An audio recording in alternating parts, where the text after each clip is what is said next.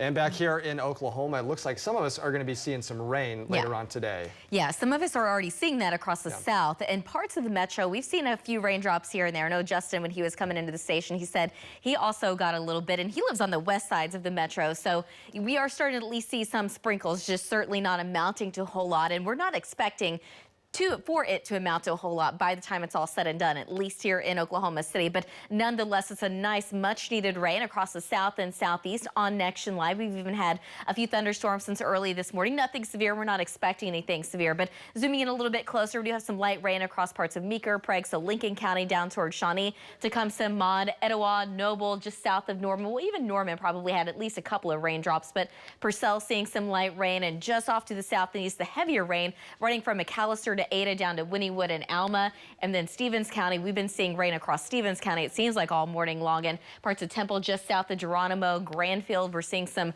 light rain around there. So this is what's happened over, well, since the rain started. So Oklahoma City, officially, we haven't had anything just yet, at least at the airport, but we're already over an inch in parts of southeast Oklahoma. We have not had any rain here in Oklahoma City so far for the month of November. Of course, we're several days in, so we still have a lot more to go. We definitely will need that rain. As far as the drought monitor is concerned, that came out today, and it hasn't changed at all since last week. We were also at 36% last week, and we still have that extreme drought in parts of southwest Oklahoma.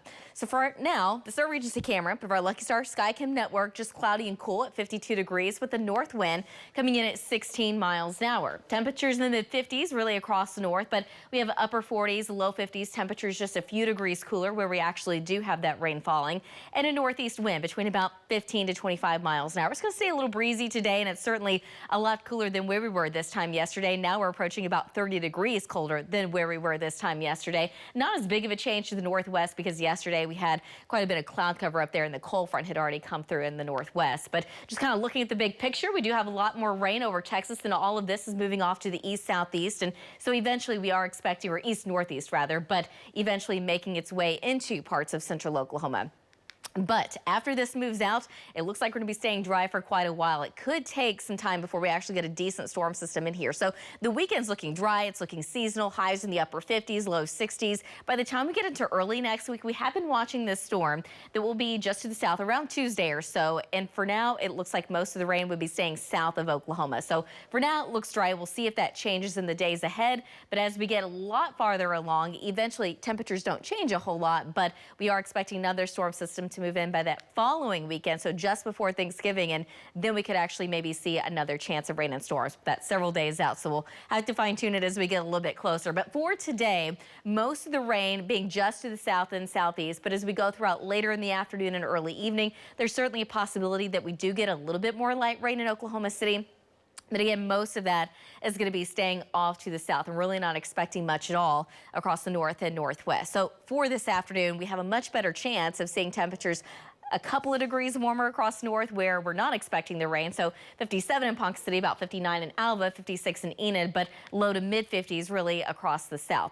For this afternoon, still about a 60% chance of very light rain across Oklahoma City, but it's more guaranteed across the south and southeast. Kind of the same thing for this evening. The higher chances are going to stay in the southeast while chances start to really wind down across parts of the metro. So we really not expecting much more than probably about a trace officially at the airport, or at least really all across the metro. But across eastern, southeast Oklahoma, that's where the rain amounts will be at its highest. We've already seen some spots already approach around or just a little bit over an inch in southeast Oklahoma.